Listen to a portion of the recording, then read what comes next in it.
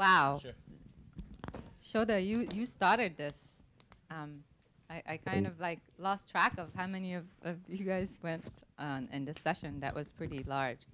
But I couldn't help it. I knew it was going to be a lot, but there were so many connections and also differences that I felt I had to do this. So I hope everyone got a little bit of my curatorial ingredient in there as to why everyone was in this session. But why don't we leave that to more of a question and let people ask, or if there's anyone who wants to make any comment about the other presenter, the other speaker. We still haven't come up. I hate it. If anyone wants to come up with the actual word, what we call field meeting, these guys, I don't like the word presenter. I don't like the word speaker. And we've been struggling to figure out what to call them because nothing really fits. I've been like saying, pieces of artwork. What? Yeah, I know, but that's kind of not. So if anyone has a genius Genius idea about it. Right, genius. Oh, the geniuses, here they are. The geniuses, that's who they are. Stranger genius. Yeah, stranger. Yeah. Stranger genius, perfect. The third man, can we steal that? Mm.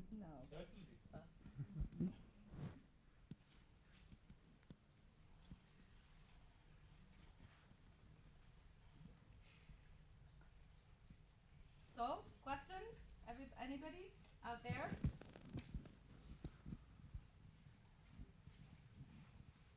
This You're one. very quiet today, Craig. What's that? So I have my question. Shuddha, you mentioned the idea of the third man, or this third person arising between the space, between the three of you as collaborators.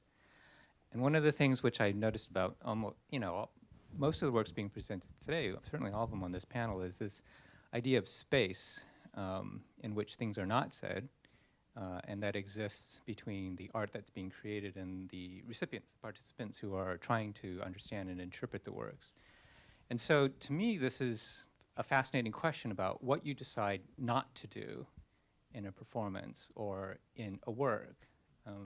You put things out there, but you're also extremely conscious of what you don't put out there in order to allow the space for the viewer or the participant's mind to enter and then also to engage. So anybody can answer this. What in your process, or do you have a part of your process in which you actively think about what not to do?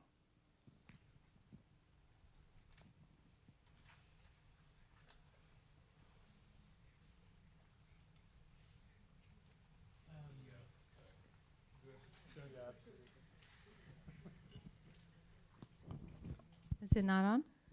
Okay. I think the shape of what not to do or the shape of what not to be is something that changes all the time. So that there are very often situations where I'm doing things that I haven't done before. I was thinking a lot, what Arash, Arash, your performance, and also, several of the things that we saw today.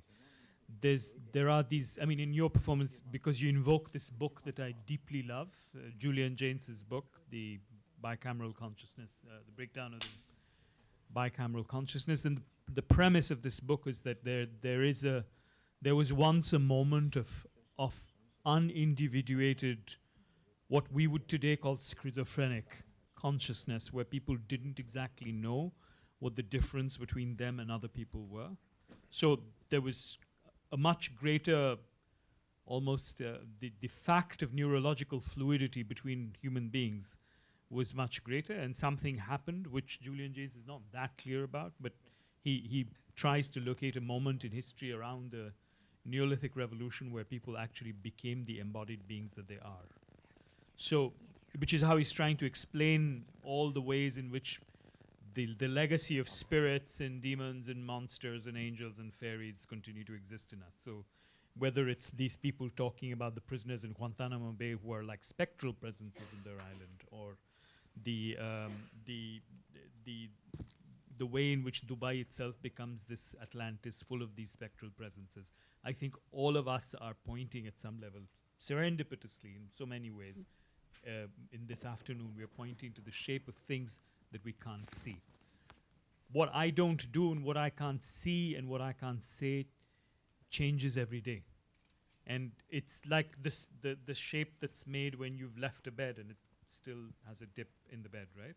So that presence of maybe someone who was sleeping on that bed with you, which still remains when you're there, and that haunts you through the days that you're away from them. All of those things add up to what you do. So in Raqs's practice, speaking for ourselves, I'd say that I'm always haunted by the figure of that third person who is never the same person, because it's always based on the current state of the triangulation between me, Jibesh, and Monica, and the tangential relationship to the world, and that's always in flux. So the artist who I'm not is always changing, because Raqs is the artist, and that person is always, that being is always changing. I don't even know whether to call it a person. In the curatorial practice for Genius, the first year we messed up. The show was supposed to have taken place a year earlier, but it took the discipline of stepping back. We had quite a lot of artists. We sat down and tried to do the curators thing, and what would be some of the themes or some of the issues or some of the subjects that we would do, and we'd have these totally dismal discussions, and it was the discipline of stepping back and not doing any of the things that you would normally do. And in the end, it's as the critics were saying, in the end, there was a commonality, and almost every single subject that we had thought could be important were brought by the artists. But I think it's, and the other thing is our roles, as you say, kept changing even from one relationship to the other. So there was no consistent practice even on our part. It's very hard to even describe what we did. We didn't pick the artists. We didn't pick the subject for the work. We made it happen, but in some cases, we're very active, and in others, we would step back completely. So I really understand what you're saying about that changing role, even for oneself. I'd like to just add to what Shuddha said. I mean, I think the thing for me is also that absence isn't necessarily equatable with a lack of presence. So in the sense of a bed where someone may have rested and they've left now, you see the curves of the sheets. Obviously being from Afghanistan, we think a lot about Bamyan and the Buddhas that were exploded by the Taliban. We still talk, everyone still talks about the Buddhas in Bamyan. Going to the Buddhas, we don't talk about just going to see the blown out. There's a presence still in this place. Without getting into a whole discussion about what was the blowing up of it and what wasn't, but the presence is there. There are these empty grots that have an incredibly powerful presence. So I think in terms of performance works or installation works or however it is, whatever kind of consciousness goes into creating the absence, it's not about a lack of presence, I guess is basically. Do you mind if I feel like Lantian might need to answer that question, because I feel like it's very poignant also to his work and the choice of basically no image, which we had a great conversation about. Sure, yeah, I can try. Well, one of the things, I think you asked, what do you think about not doing? Is that right? So one of the things that I think about a lot is not including is performing an identity construction, especially given the circumstances that we're in right now. And you know, I often speak to friends in Dubai about this phenomenon of you know, sort of jet set intelligentsia, curators, writers, scholars, anthropologists, and so forth, who arrive in a place like Dubai and many other places, and are there very much to look for nativeness. And of course, this comes from a fraught history. And I think, you know, the conversation about thirdness makes me think about an effort to get out of a dialectical binary, right? Which I think is why we find thirdness somehow useful. But then sometimes the worry for me is always, I'm going to try to illustrate it, I guess. So the worry sometimes for me is having the two points between which there's binary and dialectical, and you know, defining the 2 points generates otherness, right? But then generating a third point, which I think is not what we were talking about at all, but generating a third point, I think the worry there for me is that those 2 points then become othered against that new third point. And so what is difficult to think through is to not to continue to produce dialectical binaries, but to actually think about, you know, well, in my case, a gulf, or liminality, or a non-integer, or a third space, or what have you. It was interesting because earlier you brought up Wagner. So Wagner has one of Wagner's sort of claims to fame, I suppose, is this idea of the mystic gulf, right? Which is this space between the audience and the stage in his sort of theater architecture. And the mystic gulf is where the orchestra plays, but the orchestra is hidden from view from both the audience and the stage and the image.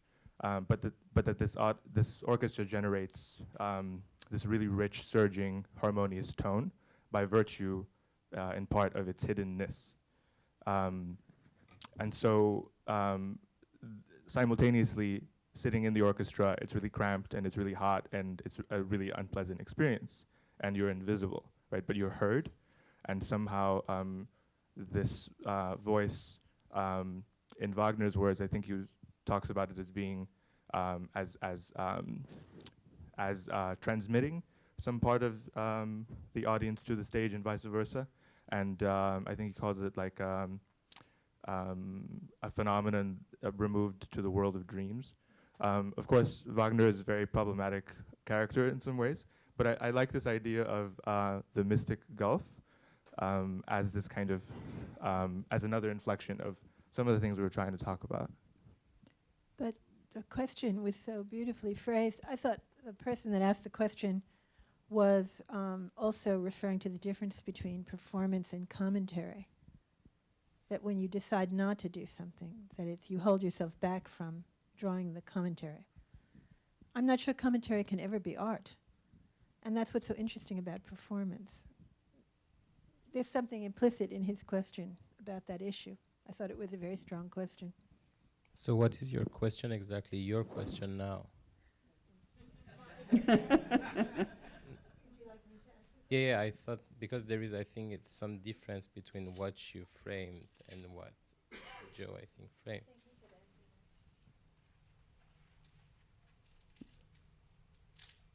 Arash, did you have a response to the question that was asked?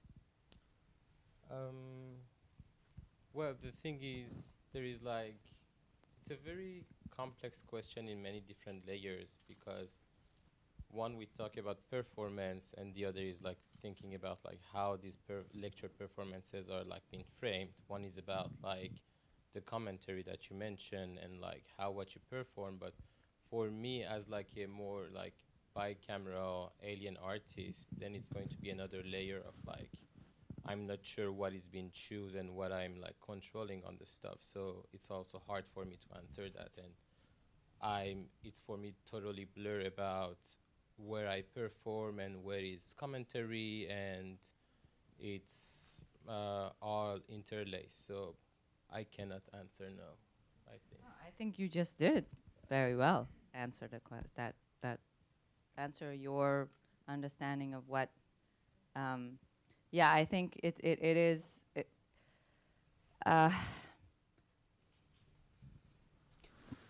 This is why I call this, field meeting thinking performance, because it's there's been so many statements about performance in the last 10 years since it became suddenly a very popular, coveted kind of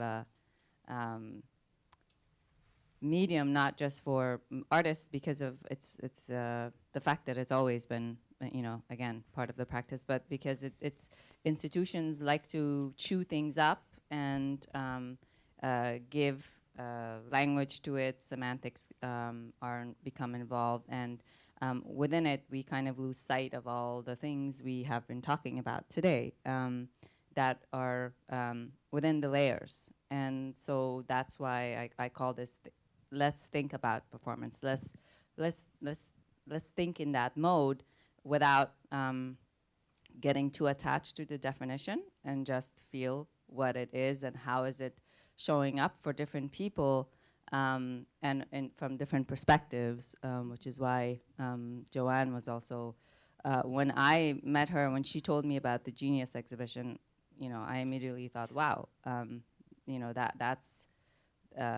that's very relevant to what we're doing, because I wanted to expand the thinking beyond this the attached word that I talked about, performance art, because performance art has been leaving so many practices in so many different places around the world behind without including it. And but simultaneously, the interesting thing is that they're being brought in. It's being entered by the artists, by the multidisciplinary practitioners who are collaborating with each other, and it's happening in a very organic manner.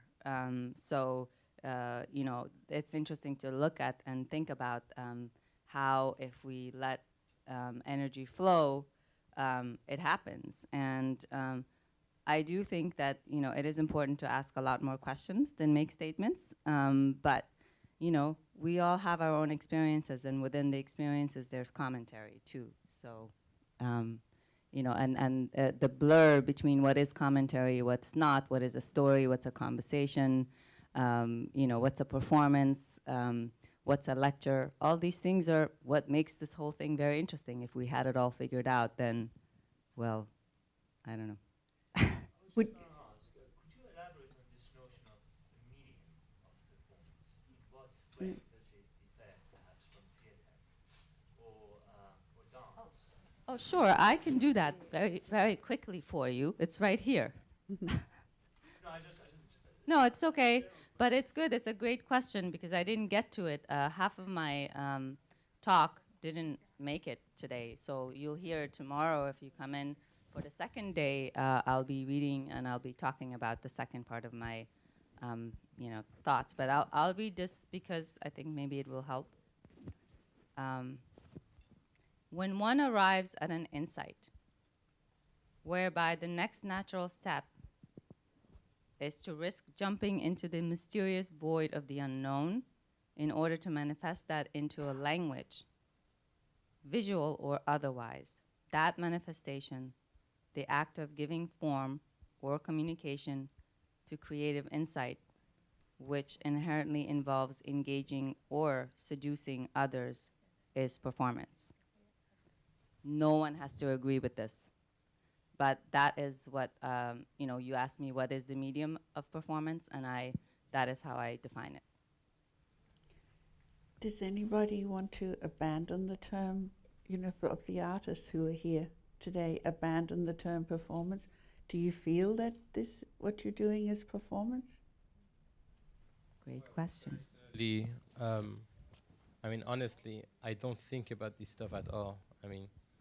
For me, these are the questions that maybe when you look at the history of art, it was like something that it was really engaged, like maybe earlier in the 20th century, but I think the post-conceptualism form of art is so complex, it's so irrelevant about what is happening that I really don't care, you know? I mean, whatever you want to call this, I mean, as long as I think it does the thing I'm thinking about. That's why now artists don't think that much specifically about the medium. I mean, we have artists that are specifically painters, but I think that's I mean, I'm happy that I'm now making art, that I have the ability to be able to choose and not really think about the frame.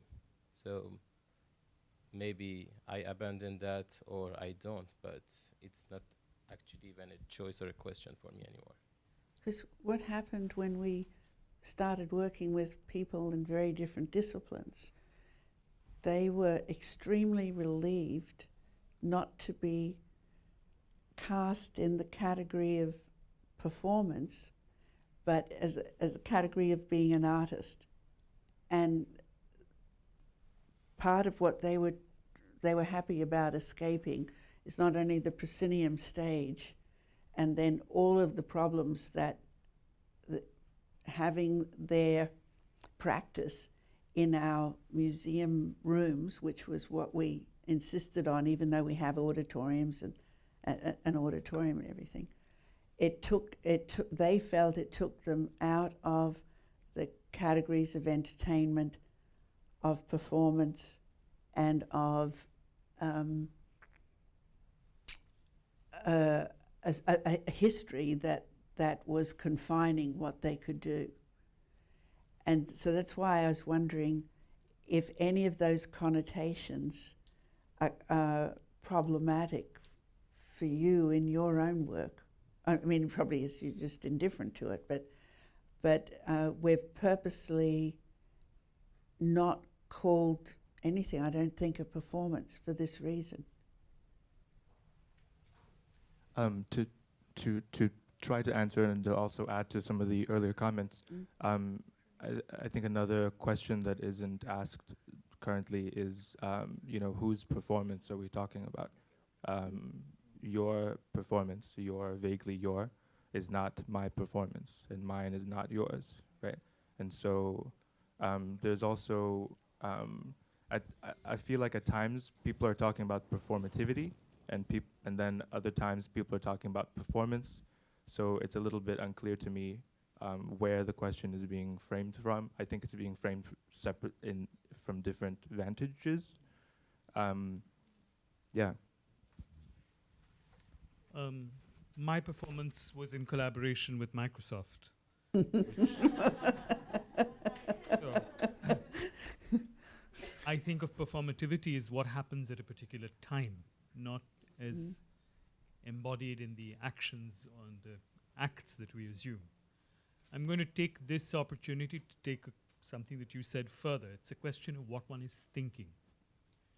And a question that's been running around inside my head since early morning is, it was framed in the wonderful presentation that Anthony Lee gave in terms of a conflict between not being able to do things and being able to do things, right?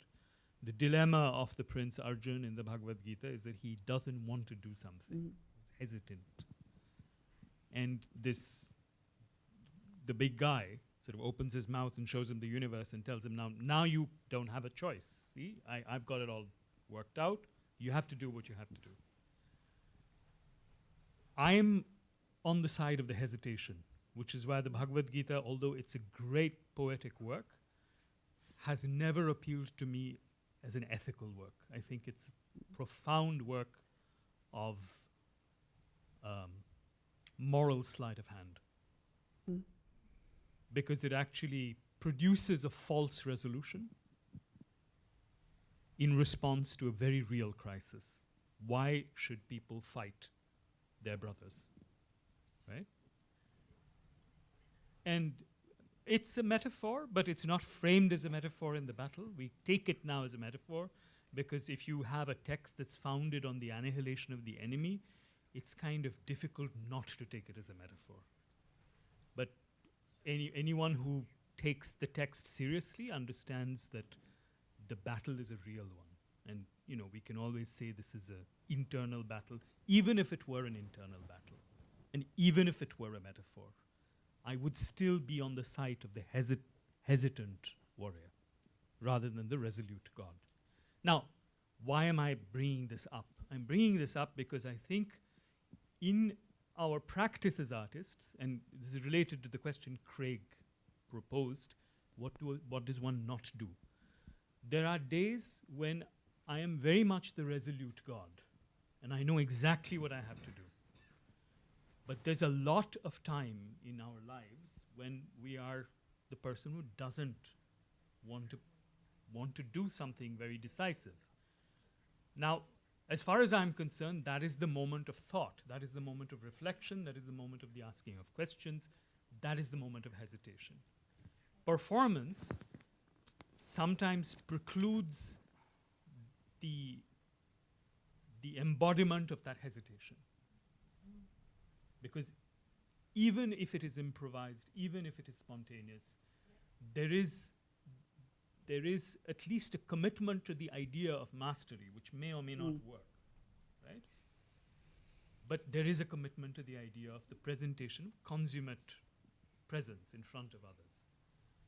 I was thinking today that, in fact, my attempts at mastery were stymied by Microsoft and produced a cascade of hesitations. I didn't know what to do. Now, that's a very interesting position to be in. As artists, we are very rarely confronted any longer with having to actually own up to our hesitations and to our ambiguities.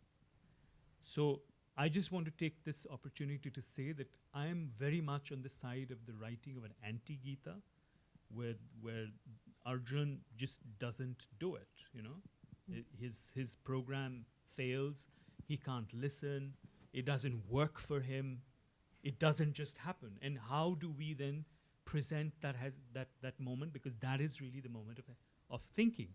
And as far as I'm concerned, the only reason why we have to do art is to actually re-dignify the act of thinking, which has become very professionalized now.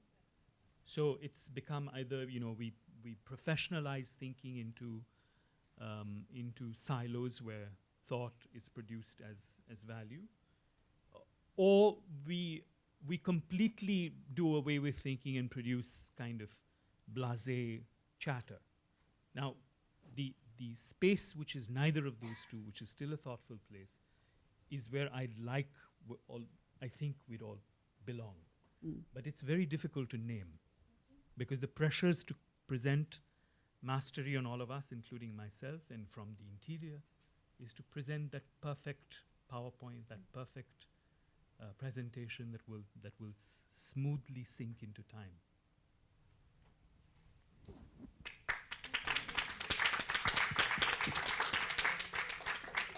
Questions up the back. Dixin, do you have anything to say? I have a question for you. All right. Does your art has room for hesitation?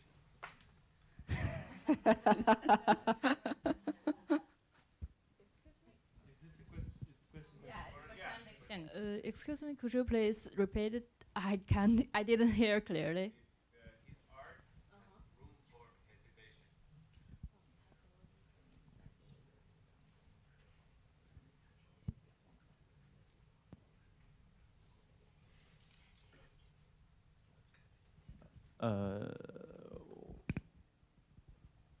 应该是想好之前都会犹豫，然后想好了就不犹豫，然后去做。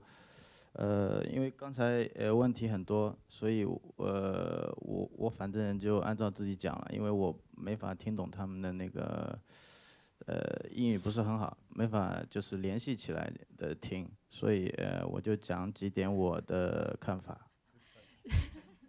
So actually, there are many questions was raised just now. Actually, I just want to raise my idea of my performance. So. 我的很多刚才你们看到那个 video，基本上就是差不多是我会跟别人相遇，就是2个人或者是一群人相遇，我都会有一些想法吧，就是说把我跟另外一个人或者是另外一个群体或者是另外一个身体。就相遇，有做一个想法，到中间如果是相遇的话，可能有一些选择，比如说 yes or no， 就是可能我会加一个很强的那个想法，所以这些想法一般都是很简单就可以解读的。所以呢，我觉得我是避免去完全的掌控这个。比如说他刚才问的那个问题，就是说，空间里你会避免什么？我就是说，避免去完全掌控观众。我觉得观众就是你可能相遇，就是说两个东西它都有一些主动性。Yeah, actually my performance is based on like the connections between like 2 people or more than 2 people or just 2 groups or more than just 2 groups. So actually I think that this kind of connection can be encoded very easily. So I just thinking about this kind of connection and perform this kind of connection. I would like to ask the question before. So I think to think about the hesitation for the or what I would like now to perform in the space, I think that I need to think about like the connection or distance between me and the audience, or even just the performers in my practice.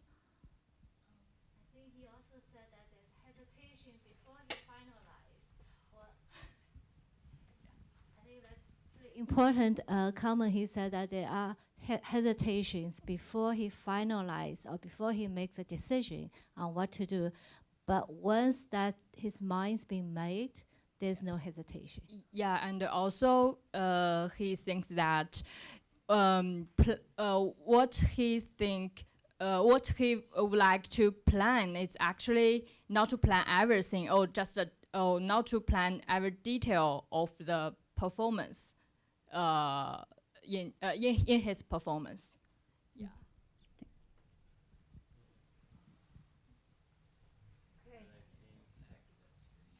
There's another question. Okay. So maybe going back to a couple of questions when the person asked, can we define performance? And I was just kind of thinking maybe, because I come from California or something where there's this kind of idea of what performance is as kind of being, with like Chris Burden as being very bodily and very kind of immediate. And I think as was mentioned, kind of consummated in the act, right? And there still is this kind of idea of, like Marina Abramovich.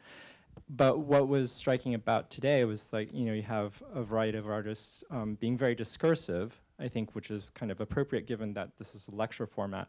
But also, I think maybe more surprising the varieties of ways in which artists have been very discursive. So whether it's artists as researcher, as Mingwang or Isfan or Yangxing were, kind of performing research in some ways, right? But also the way that the text isn't just kind of critical or scientific, but also very writerly. And that's the part that maybe is a little more surprising, and maybe this is what was intended by having Anthony Lee introduce it, by kind of the merging or the kind of the blurring of the lines between the novelistic or the kind of fictive and what visual artists are doing, nominally visual artists are doing. And I was wondering if maybe, for the artists who were kind of maybe more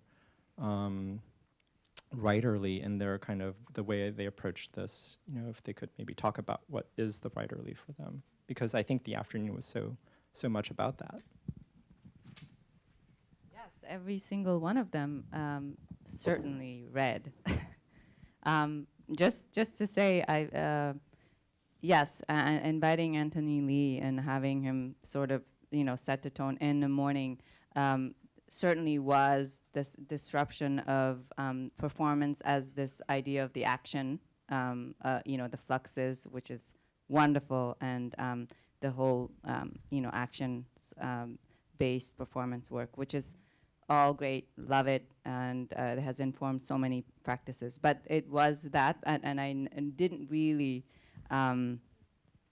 think about what you just brought up, the connection that you brought up, the writerly, the fiction writers act that these artists are embodying in their works. So it's very interesting, but it's a discovery, and it probably was somewhere there, but not something I knew. And that is why I do this too, because for me it would be very boring if I knew. Actually, I have withheld. I have only been in the process of speaking to everyone about what they are going to do, and never saw the actual presentations. So I did not look and did not allow myself to look. I just trusted in the process of communication I had with them during the process of the preparations and our ideas and exchanges. But at the end of the day, I wanted this to be an experience for me as well. That was revealing, and not something I kind of had all wrapped up. Then it wouldn't be interesting curatorially either. Sorry, go ahead. The question, though, was very interesting.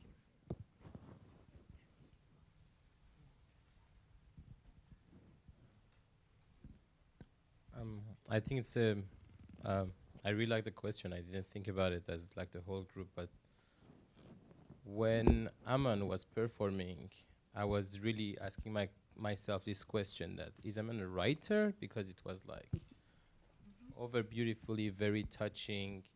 But then you think about, why are we writers, or are we using the form of writing in our benefit? Because for me, talking about my personal experience, writing for me, I don't think as myself as a writer, but writing for me and creative writing is a form of thinking.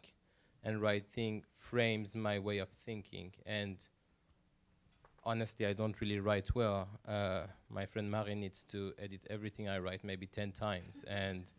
But it's like grabbing things, and it creates the structure of, I think, the way we are also engaging every day. For example, like the vocabulary we see on Facebook for me is a part of the creative writing I'm engaged with. At the same time, the things that I'm seeing on the news that I'm bringing in my performance, and all of these things grab together to create like this very extreme level of like, not a perfect piece of writing, but then it matches well with the way I want to perform with. But for Aman, I think the writing functions, I mean, I'm not talking about your work, but I think I was really touched about the text itself, besides the performance. Like, I don't think if you read my piece by itself, it would have some specific effect, but your writing was like, can be also by itself a publication, a novel, like a short novel. So there's also different way of thinking that how this creative writing is functioning is the lecture performance.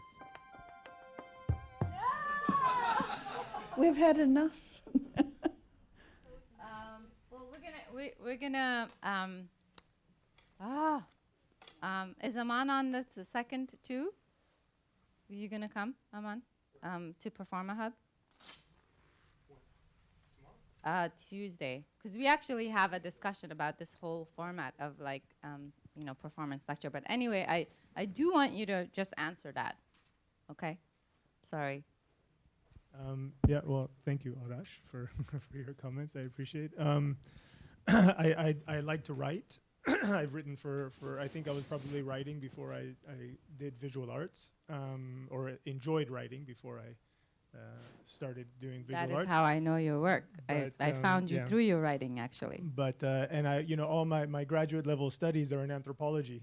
I didn't actually study art, where you write a lot in anthropology. So my works are very ethnographic, very anthropological. There's a lot of field work in the sense of interviews, which all the kind of poems, the kind of the gift givers were essentially from field work I did in Havana during the piece I was working on.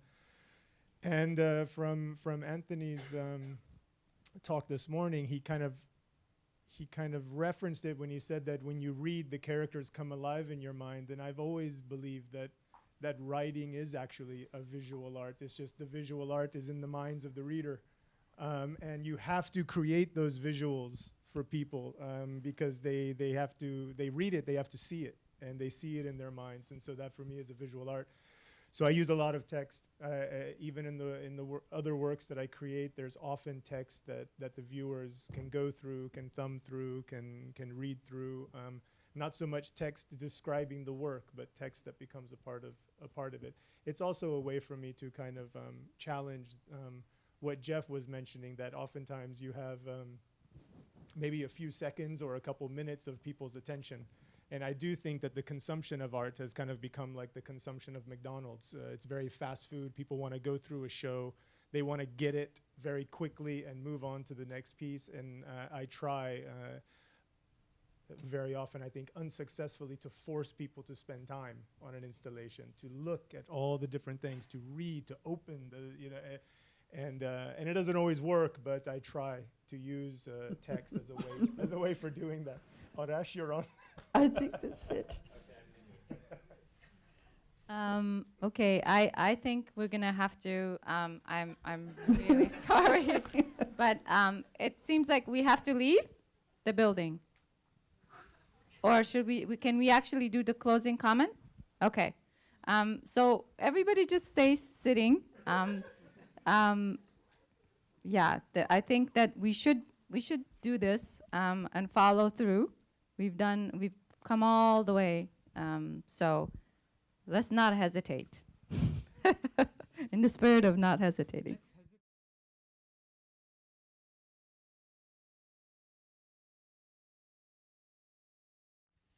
It's amazing to speak at the end.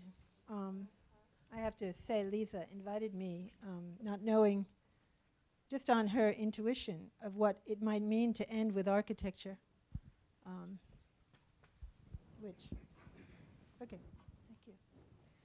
Leeza had some intuition to end with architecture today. I am an architect. Closer. Yeah. Closer Yeah. to this? Yeah. To the microphone? I am an architect, and of course when you say I am an architect to artists today, it's a very tragic thing, because most of the artists think of professionalist architects. You mentioned professionalism.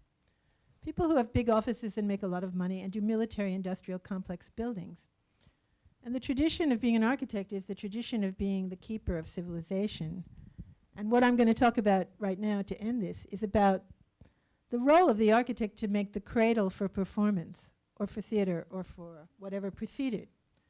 The architect must make the cradle for civilization, and the architect must make the cradle, make the city the cradle for the work of the artists.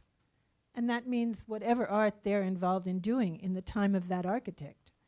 And if you're not doing that, then you're really not an architect. You may be a builder, but you're not necessarily an architect. The distinction remains from the archaic times in Italy, where they still distinguish between an architect and a geometer. So if I do a really good sustainable building with a great curtain wall that doesn't leak, well, I'm a geometer. What's the role of the architect? The architect was the diviner and the augurer, the person who said, this is the space, this is the spot on which the magic can occur. And whether it was shown to the architect by an artist, or whether it was shown to the architect by reading the geography or the land or the tectonic facts of their culture, that is the sacred role of the architect, and it can still exist within contemporary terms. And there are architects who know that each other does that, and there are architects who know which architects do not do that. Now, one of the things that your presentations has brought up in my mind is the issue of the difference between ceremony and performance. Because ceremony was the thing that the architect created the civic space for, that was collective. But after the revolution of the individual, the performance is that of an individuated person. And now I'm going to show you how you can really rock the Casbah and make the city break open for performance. I am a veritable encyclopedia of the most beautiful artistic events throughout the legacy of the great cities that are works of art, and I model my own practice on that knowledge.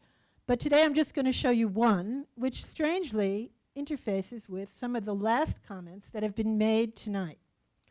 One is the discussion of Wagner, the opera. The other is the opening of Miss DANZKER, Joanne, who mentioned the issue of the 1860s and the revolution of the individual, because in the West, the Paris Commune is really the beginning of surrealism and the whole aspect of how the mental space of the individual affects the city. So I am going to present one thing as fast as possible and hope that it is an inspiration to a dialogue among the artists, performance thinkers, and writers on the nature of having the city be a registration of the work of the artists of their time, and not in a corporate, not in the manner we're looking at in terms of entertainment, where architecture too has had to suffer that. So I would like to just rip through this, and that's it. Architecture, performance, the city as artwork. And here it is. And this is the strange part, because there is a voice in the 19th century which is totally ethnographic and anthropologic, as was referred to by Aman. Is that correct, your name? No, Aman. So the revolution of architecture occurred with the anthropological and the ethnographic, with Victor Hugo and Gottfried Semper, and with this text,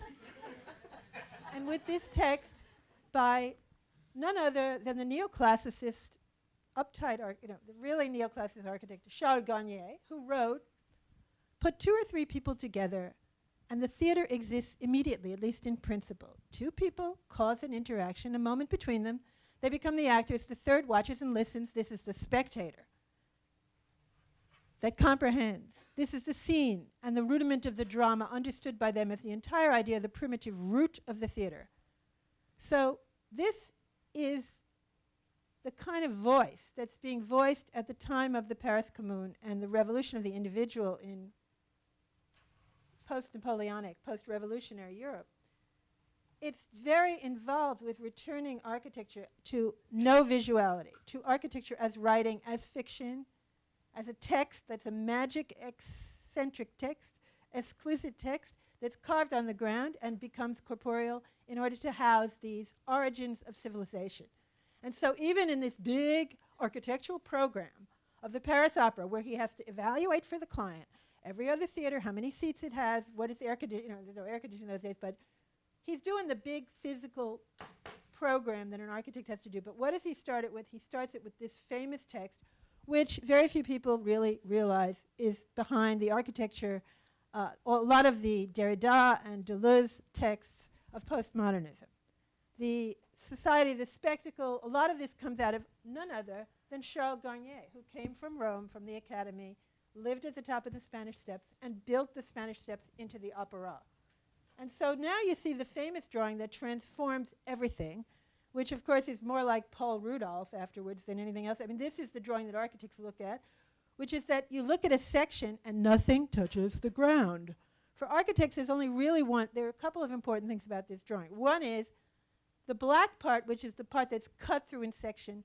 He even kind of puts it together in such a way that he never lets it come down. You see the way this section floats? You see this little fudge here so that it floats? That's the trick. Of course, from the 20th century onwards, you can make structures where everything cantilevers. So this is the drawing that brings forth the cantilever and makes the whole building float. Now, why is it floating? For ceremony. And this is the big issue. It starts with the hearth. It starts with Semper's argument about civilization. So when you get close, you see that he's showing you a promenade, and this promenade is of every man. It's the street sweepers, it's the doctors, it's the lawyers, it's the aristocrats, it's the actors, it's the dancers, it's the labormen, it's the people who build the sets. It's everyone is the performance, and they march in off the street and they float up into this new imaginary fictive landscape of a floating structure. Now, there is an earlier precedent to this, which is the great fresco in Siena and the whole idea of the Palio, where at the Palio, what happens is they mark off the great piazza as one strange barricaded event with earth piled up, and they bring out the horses. But before they do it, they march out the street sweepers. They march out the veterinarians, they march out the doctors, they march out the lawyers, they march out the elected officials, the church officials, the actors, the actresses, and they march them out, and then they march out the horses and they bless them. So the entire city is this promenade, which they are showing on this painting. And that is very much like the Paris Opera. So the idea of this ethical, very determined vision of the artist to include all strata of society is at the basis of the structural section of the opera. And as you know, in those days, they even danced, they didn't have seats. So the boxes were the seated aristocrats and everybody else carried on while the performance was going on. There was no distinction. There were people dancing and singing while the opera was playing, very different idea of performance. And as you can see what the poor architect has to do, there it is. You work out the plan, you work out the section, you make the textual, fictive plan. As Pirandello said, history is never plausible, fiction must be. And architecture is a fiction because when you draw it, it's a conceptual cut through a corporeality that doesn't exist yet. So it has to be plausible because it has to get all of that production that a film gets and have it made into a physical thing. So you see what Garnier's other part of the project is. These are all the spaces that he imagines the activities in, and finalmente, here it is, he breaks open the city. And this is a kind of drawing I think a lot of people aren't used to seeing from architects, but this is the Paris Opera. This is where it went. So the whole network of bringing the kind of ideal Baroque plan of routing out Rome to create the connection between the places, which were the actual martyrdoms, the places of the sacred events that were existential in Rome. The Sixtus V network traveled through Bernini to Paris, and then Charles Garnier, who had been educated in Rome, knew you could do that, and he put the opera in as the node of the new city. So the theater, the drama of social revolution, which was at that time the opera, became the node, and you draw it right there, and then you actually, you see those, the idea of a building, the architects can collide what belongs in a particular spot right into the fabric, and then route it out so that you see it at the top there. You see that he makes this void in the city, that this power of the artist, the power of the social struggle is so intense that the city blows open and the opera is the new node. Not the church anymore, which is an old node. They put the church in, it's a node. And then comes the Arc de Triomphe, which is the military node. But now, after the revolution, the new node is the opera, the performance, the theater, and all the artists that have to make it happen, the set designers, everyone that's in the drawing. And there it is, that's the military node. And then comes, you know, the revolution, which is the barricades of the commune, and with that, Paris is routed out.